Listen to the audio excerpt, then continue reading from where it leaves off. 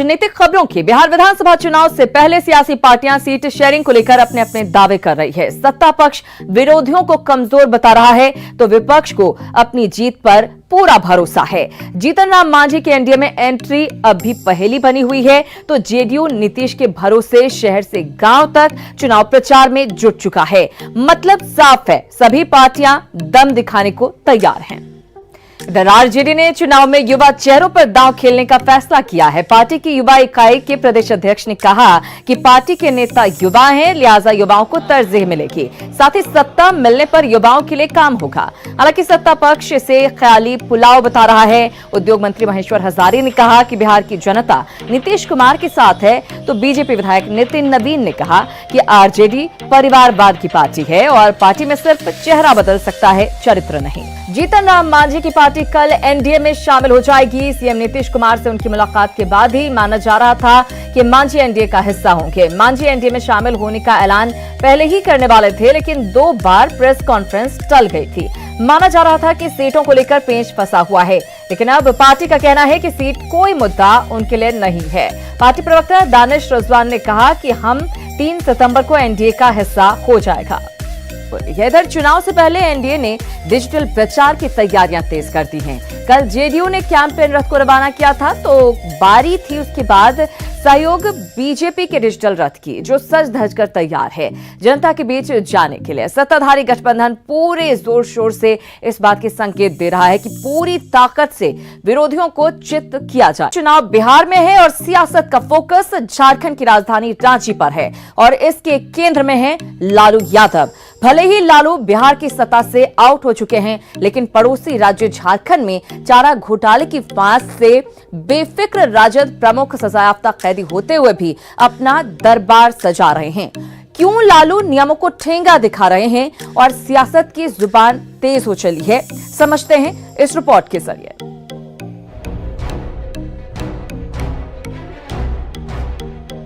लालू यादव बिहार की सियासत का वो नाम जिसने 90 के दशक में प्रदेश की सियासत को एक अलग पहचान दी। अपने स्टाइल से खास तबके को छूने की कोशिश की और लालू का यही अंदाज बाद में उन्हें पॉलिटिकल किंग मेकर की उपाधि भी दे दिया। चाहे सत्ता तत्कालीन संयुक्त बिहार की हो या फिर केंद्र की, लालू ने जब चाहा जैसा चाहा अपने सियासी सिक्के का इस्तेमाल जी भर कर किया। लेकिन आज भी लालू की धसक कुछ ऐसी ही जान पड़ती है। इसकी तस्दीक बुधवार को बेहद गुपचुप तरीके से रिम्स निदेशक आवास में लालू से मिलने पहुंचे कांग्रेस नेता अखिलेश सिंह की तस्वीरों से भी साफ हो गया। मतलब बिहार में चुनाव है और आरजेडी का अघोषित मुख्यालय बन चुका है रांची का रिम्स निदेशक आवास, जहां फिलहाल लालू को शिफ्ट किया गया है। 2017 से ही लालू रांची के बिरसा मुंडा केंद्रीय कारा के कैदी हैं, लेकिन अधिकांश समय बीमारी के नाम पर उन्होंने रिम्स में ही गुजारा है। झारखंड में बीजेपी की सरकार जैसे ही सत्ता से हटी और कोरोना के बढ़ते संक्रमण के बीच बिहार का चुनाव करीब आया तो हेमंत सरकार ने लालू को रिम्स निदेशक के 3 एकड़ में फैले बंगला में शिफ्ट कर दिया। अब जरा ये नजारा देखिए। पटना के आरजेडी दफ्तर में बकायदा बायोडाटा हाथ में लिए खड़े ये वो नेता हैं जो सरपंच मुखिया बनने के बाद अब विधायक बनने का सपना संजोए हुए हैं। जी, हम मोहनिया विधानसभा के दावेदारी किए हैं। सुरक्षित सीट से मेरा नाम पड़ेगा राजू कुमार रावत। मेहतर समाज से हम लालू जी से उम्मीद रखते हैं कि हमको मेहतर समाज से एक सुरक्षित सीट हमको दिया जाए मोहनिया विधानसभा से। सर, उम्मीद तो यही है कि इतना पार्टी के लिए मेहनत किए हैं, लगातार मेहनत करते आ रहे हैं। 2005 से ही मेरे बाबूजी भी विधायक रह चुके हैं, तो वही उम्मीद लेके आए हैं कि आगे मेरा भी कुछ हो। लेकिन अब ऐसे ही नेताओं की टोली रांची पहुंच चुकी है। गाड़ियों में भरकर नेताओं की फौज रिम्स निदेशक आवास के बाहर डटी है। इंतजार बस इतना कि लालू जी झट से हरी झंडी दे दें। हेमंत राज में खुद को कंफर्ट महसूस कर रहे लालू के दरबार पर सियासी आंच भी खूब लग रही है। सत्ता पक्ष लालू पर निशाना साध रहा है तो महागठबंधन के नेता पलटवार कर रहे हैं। सारे लोग टिकटार्थी वहां जुट रहे हैं और बोली लग रही है।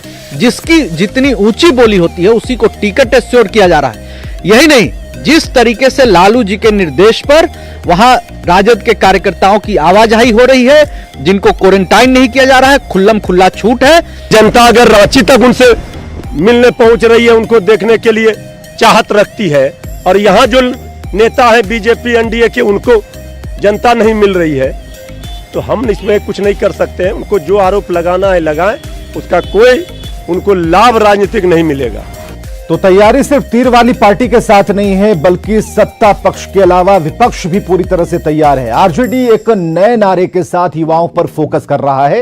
कांग्रेस आज से बिहार क्रांति महासम्मेलन शुरू करने वाली है और इसके जरिए पार्टी नेता कार्यकर्ताओं को जीत का मंत्र देंगे।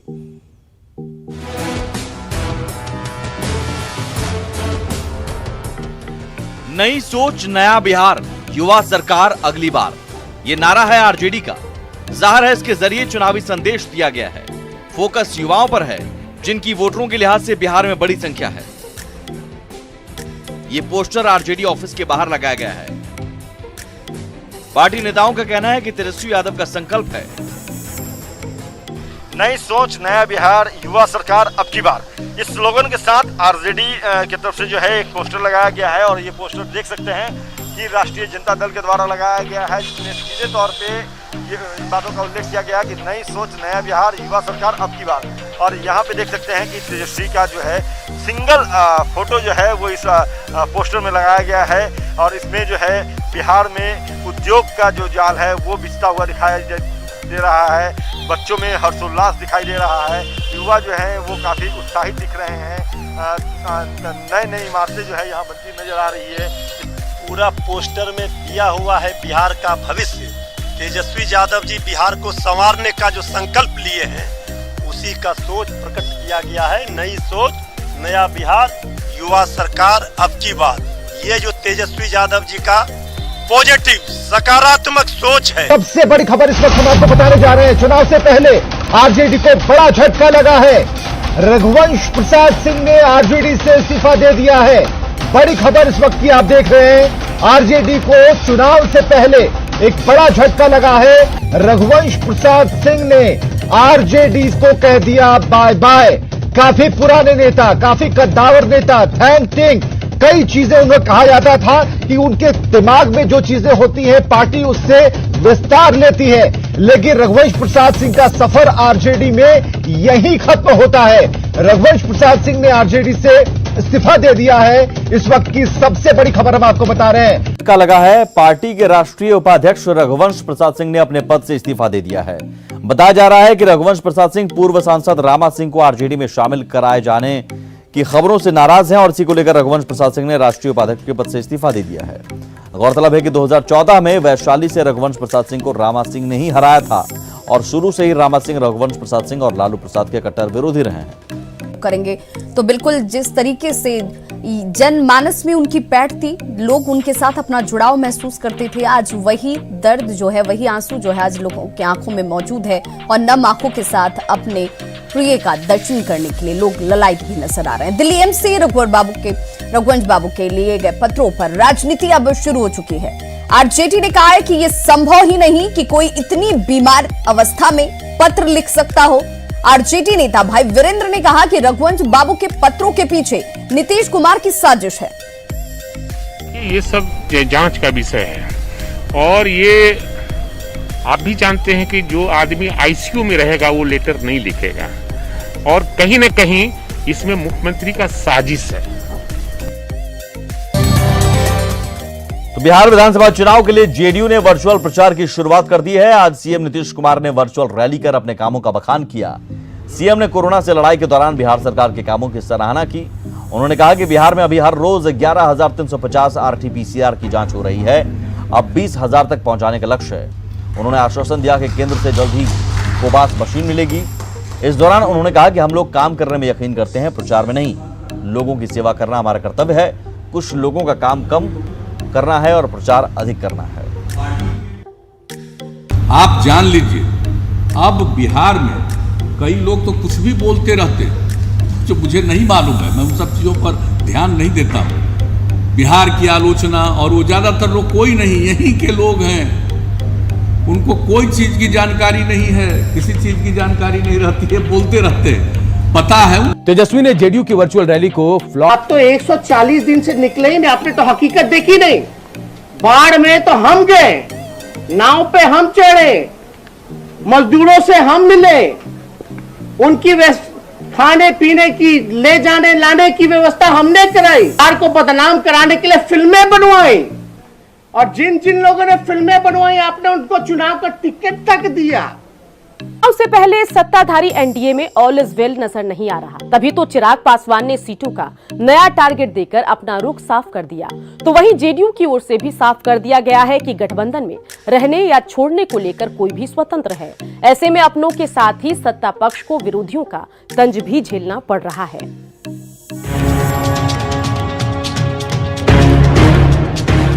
बिहार चुनाव से पहले सीटों का पेंच उलझता जा रहा है। बात सत्ताधारी एनडीए की कर रहे हैं, जिसकी सहयोगी एलजेपी ने तेवर दिखाना शुरू कर दिया है। तभी तो पार्टी संसदीय बोर्ड की बैठक में तय ये किया गया कि चुनाव में 143 सीटों पर प्रत्याशी उतारने की तैयारी होगी। जेडीयू के खिलाफ पार्टी का ये सख्त रवैया है। तय ये भी किया गया कि जरूरत पड़ने पर जेडीयू के खिलाफ भी प्रत्याशी उतारा जाएगा। मांझी को टारगेट नहीं करने की भी रणनीति बनी है। चिराग ने प्रेशर पॉलिटिक्स की शुरुआत की।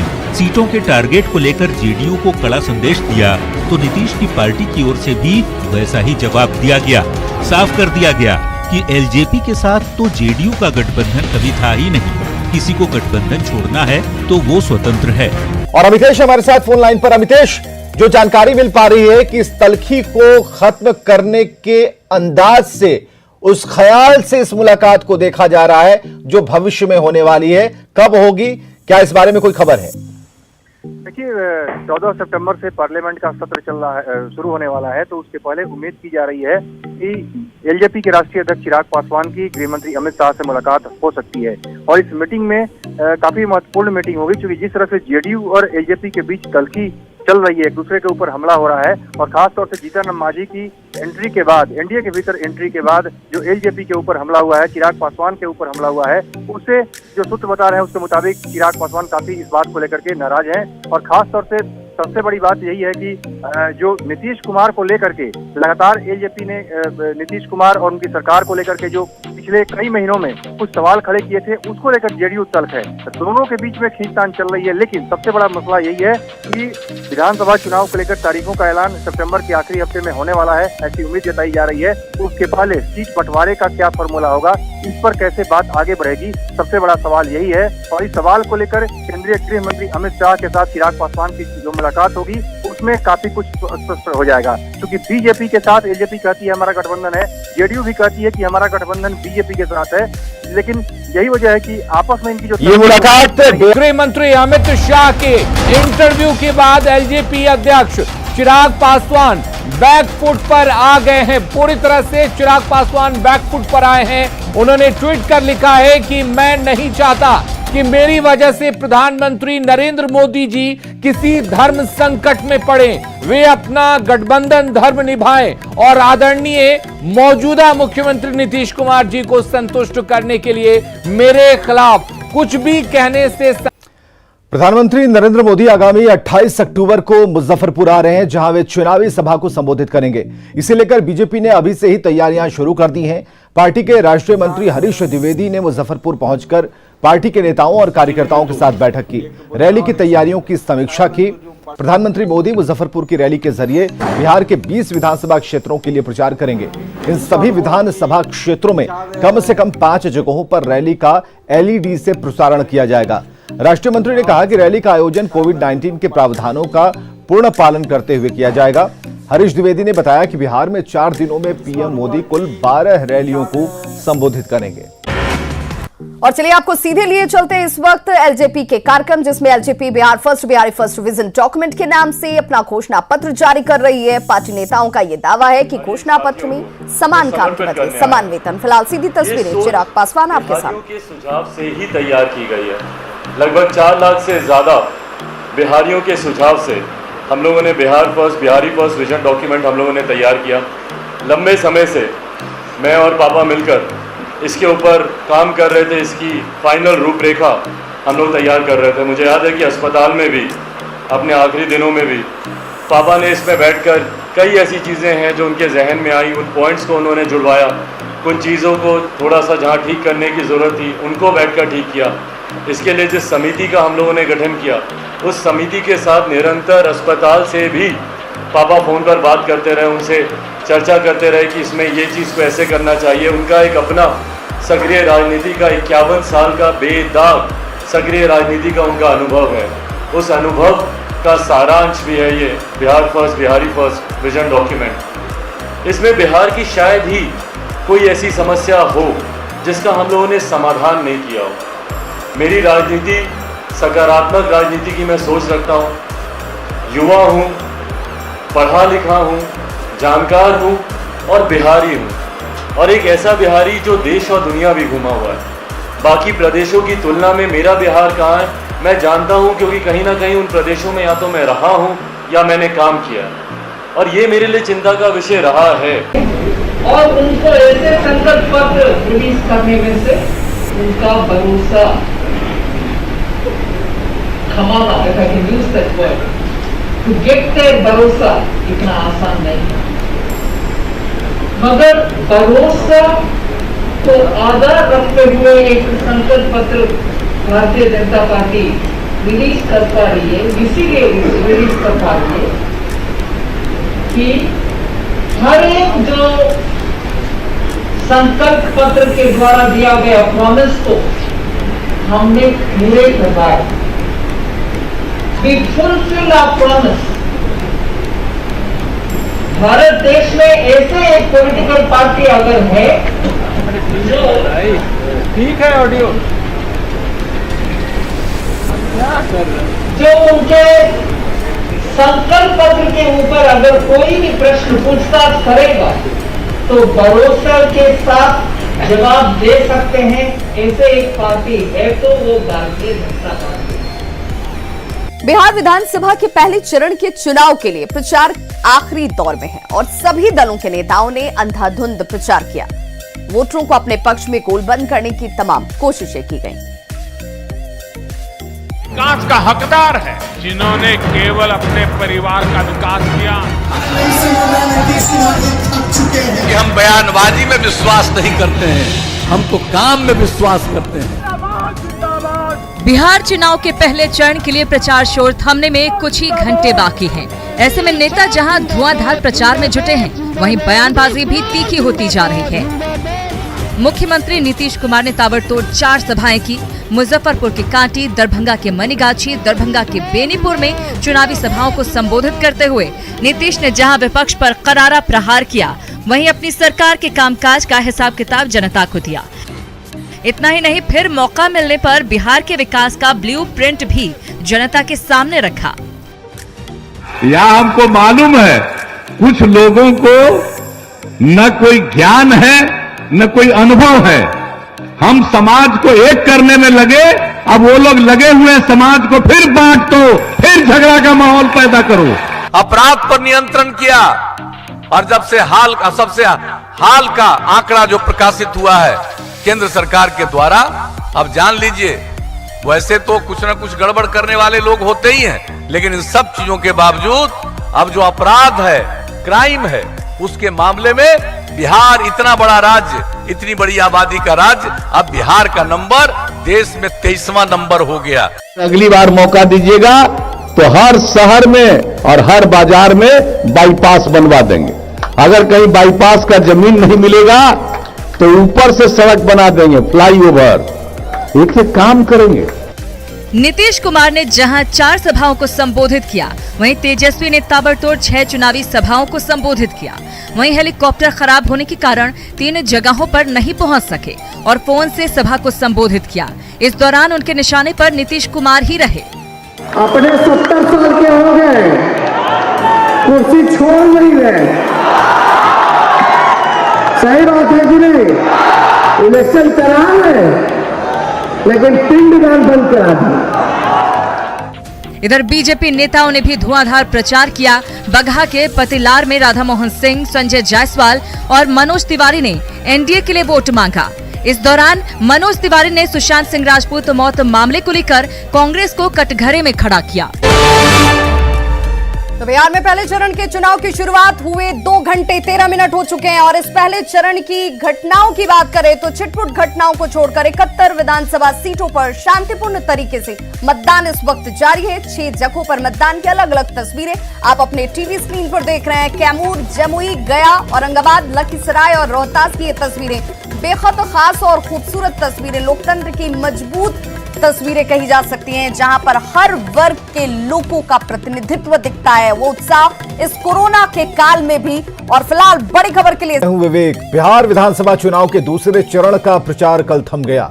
17 जिलों की 94 सीटों पर 3 नवंबर को मतदान होना है। 1464 उम्मीदवार हैं जिनकी किस्मत दांव पर है। तेजस्वी और तेज प्रताप समेत कई दिग्गज भी इसमें शामिल हैं। अब जंगल राज के युवराज से आकर के मिल गया। इस बार जनता उनको रिटायर करने जा रही है। जो उत्तर प्रदेश में डबल युवराज का हुआ, वो ही बिहार में डबल युवराज और स्पेशली जंगल राज के युवराज का होने वाला है। दूसरे चरण के लिए बिहार तैयार। इतने दिनों से, इतने सालों से नौकरियां रिक्त क्यों पड़ी हुई हैं? बहुत लोगों को सेवा से कोई मतलब नहीं है, मेवा से मतलब रहता है, इसलिए जरा सचेत रहिएगा। दूसरे चरण में नेताओं का दम, वादों दावों का दौर और तीखी बयानबाजी खूब हुई। अब बारी जनता की है। जनता ने सबको सुना, सबको परखा और सबको तौल लिया है। अब वोट की चोट से बिहार का उज्जवल भविष्य गढ़ने की बारी है। बिहार विधानसभा चुनाव के दूसरे चरण में 17 जिलों की 94 सीटों पर मतदान है। दूसरे चरण में 1464 उम्मीदवार मैदान में हैं, जिनकी किस्मत का फैसला मतदाता करेंगे। दूसरे चरण में जिन 94 सीटों पर चुनाव है, उन सीटों पर 2015 के चुनाव परिणाम की बात करें तो सबसे ज्यादा 33 पर आरजेडी और 30 पर जेडीयू को जीत मिली थी। बीजेपी को 20 और कांग्रेस के खाते में 7 सीटें आई थी। एलजेपी को 2 तो एक सीट पर माले और निर्दलीय को जीत मिली थी। हालांकि 2020 की राजनीतिक तस्वीर 2015 से एकदम अलग है। 2015 में आरजेडी, जेडीयू और कांग्रेस एक साथ महागठबंधन में थे। तब 70 सीटों पर महागठबंधन, जबकि एलजेपी सहित 22 पर एनडीए को कामयाबी मिली थी। अब महागठबंधन के बिखरने के बाद ये समीकरण बदल गया है। जेडीयू महागठबंधन की बजाय एनडीए में है, जबकि एलजेपी ने एनडीए से अलग राह पकड़ ली है। गठबंधन और रैलियों के जरिए नेताओं ने अपना दांव तो चल दिया है। अब गेंद जनता के पाले में है। बिल्कुल अनिल, सीधे रुख करेंगे आनंद, अपने सहयोगी आनंद का, क्योंकि वहां जिस बूथ पर वो मौजूद है, मुख्यमंत्री नीतीश कुमार देखिए पहुंचते हुए, ये तस्वीरें उनकी, क्योंकि यहाँ पर ही उनका पोलिंग बूथ जहां पर वो वोट को कास्ट करेंगे। और इस तस्वीर के साथ देखिए विभा, देखिए सीएम नीतीश कुमार पहुंच गए हैं और वो बूथ पर पहुंच गए हैं और वोट डालने के लिए जा रहे हैं। और जाहिर सी बात है, कुछ देर पहले गवर्नर पहुंचे थे वोट डालने के लिए और उसके बाद अब नीतीश कुमार वोट डालने के लिए पहुंचे हैं। तो ये बेहद महत्वपूर्ण है। और हम आपको तस्वीर दिखाने की कोशिश कर रहे हैं, लगातार बताने की कोशिश कर रहे हैं कि कैसे इस राजभवन के बूथ पे नीतीश कुमार पहुंचे हैं वोट डालने के लिए। देखिए, चूंकि मीडिया की भीड़ काफी ज्यादा है, आप समझ भी सकते हैं कि बिहार के मुख्यमंत्री जब पहुंचे हैं वोट डालने के लिए तो मीडिया का टेंशन भी उधर रहेगा। तो ये तस्वीर हम आपको दिखाने की कोशिश कर रहे हैं। नमस्कार, आप देख रहे हैं न्यूज 18 बिहार झारखंड और मैं हूं आपके साथ सुकन्या सिंह। बिहार के मुख्यमंत्री नीतीश कुमार ने चुनावी सभा में कहा कि उनका आखिरी चुनाव है और अंत भला तो सब भला। हालांकि 1 नवंबर को मैनेजिंग एडिटर ब्रजेश कुमार सिंह ने जब इंटरव्यू में उनसे रिटायरमेंट के बारे में सवाल पूछा था तो उन्होंने साफ साफ कुछ नहीं कहा। सुनिए रिटायरमेंट के सवाल पर नीतीश ने तब क्या कहा था। अब परसों चुनाव है और ये मेरा अंतिम चुनाव है। अंत भला तो सब भला। अब आप बताइए, वोट दीजिएगा ना इनको? हाथ उठा के बताइए।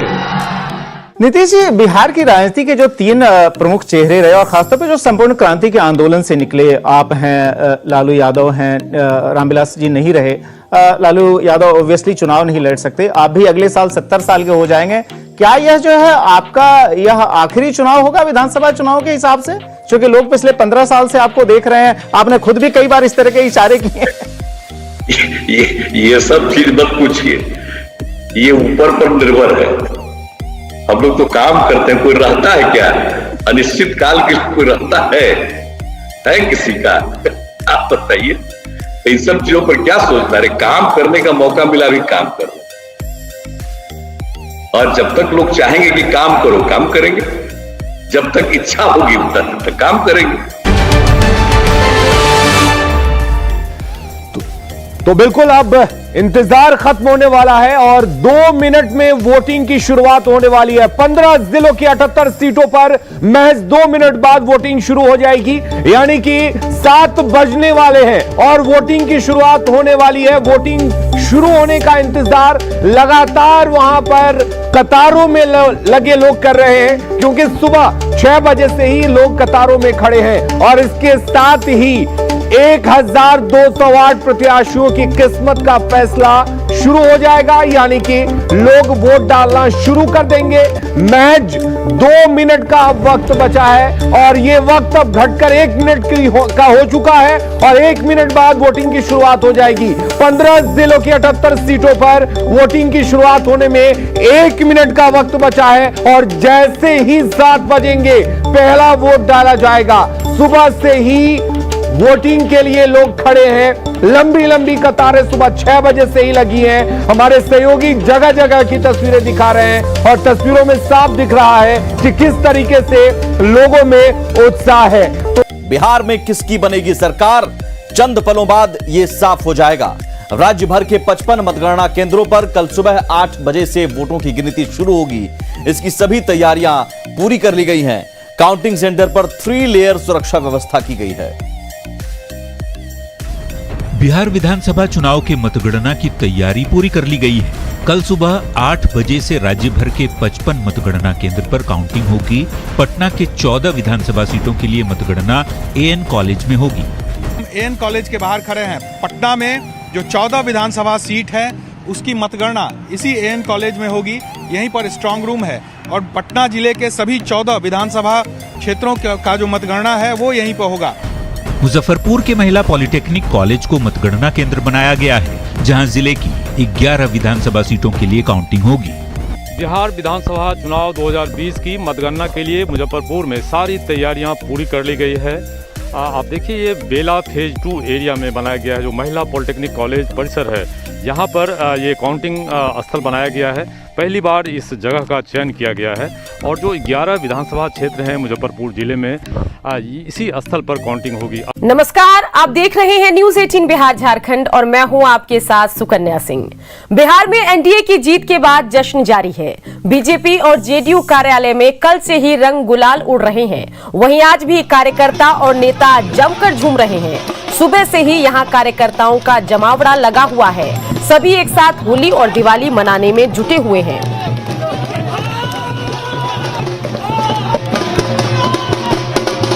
बिहार में एनडीए की जीत के लिए डिप्टी सीएम सुशील मोदी ने बिहार की जनता को धन्यवाद दिया है। उन्होंने कहा कि नीतीश कुमार ही बिहार के अगले सीएम होंगे। मैं धन्यवाद देना चाहूंगा कि चौथी बार उन्होंने एनडीए के अंदर अपना विश्वास प्रकट किया है और कोई सामान्य घटना नहीं है। हिंदुस्तान की राजनीति में बहुत कम मुख्यमंत्री होंगे जिनको चौथी बार लोगों ने और जिन पर भरोसा जताया है। नरेंद्र मोदी गुजरात में थे, 21 साल तक मुख्यमंत्री रहे। ज्योति बसु थे, नवीन पटनायक हैं। तो 15 साल तक सेवा करने के बाद लोगों ने फिर से भरोसा जताया है। इसलिए बिहार की जनता को मैं धन्यवाद देना चाहूंगा कि स्पष्ट जनादेश दिया, इसमें कोई कंफ्यूजन नहीं है। एनडीए गठबंधन को स्पष्ट जनादेश दिया है। विधायकों से मिलना चाहते हैं, जो नए जीत कर आए विधायकों से बातचीत करना चाहते हैं। एक्सक्लूसिव तस्वीरें हम आपको न्यूज 18 बिहार झारखंड पर दिखा रहे हैं। जेडीयू दफ्तर पहुंचे हैं नीतीश कुमार और यहां पर तमाम विधायकों से मिलेंगे। चुनाव खत्म होने के बाद, चुनाव परिणाम आने के बाद 2 दिन के बाद एक अड़े मार्ग से निकले नीतीश कुमार सीधे देखिए जेडीयू दफ्तर पहुंचे हैं। यहां पर अपने सिपह सालारों से मुलाकात करेंगे। जो विधायक जीत कर आए हैं उनसे मिलना है, बातचीत करनी है। बेहद अहम ये पल, क्योंकि अपने कार्यकर्ताओं का मनोबल बढ़ाना है, क्योंकि सीटें इस बार कम आई है जेडीयू की, लेकिन जोश कम ना हो, यह इस बात का ख्याल नीतीश कुमार रख रहे हैं और सीधे जेडीयू दफ्तर पहुंचे हैं। अपने विधायकों से मिलेंगे, पार्टी के विधायकों से बातचीत करेंगे। मंत्रणा होगी कि आखिर सीटें कम क्यों आई, आगे कैसे रणनीति बनाई जाए, तमाम चीजों पर गहन मंथन चिंतन होगा। और सबसे अहम कि 2 दिन तक एक मार्ग से बाहर नहीं निकले नीतीश कुमार, और निकले तो सीधे जेडीयू दफ्तर पहुंचे हैं। ये जेडीयू दफ्तर के बाहर का नजारा हम आपको दिखा रहे हैं, जहां तमाम कार्यकर्ता मौजूद हैं। विधायक जो इस बार जेडीयू के चुने गए हैं वो आए हुए हैं इस जेडीयू दफ्तर में, उनसे भी मुलाकात करेंगे, बातचीत करेंगे।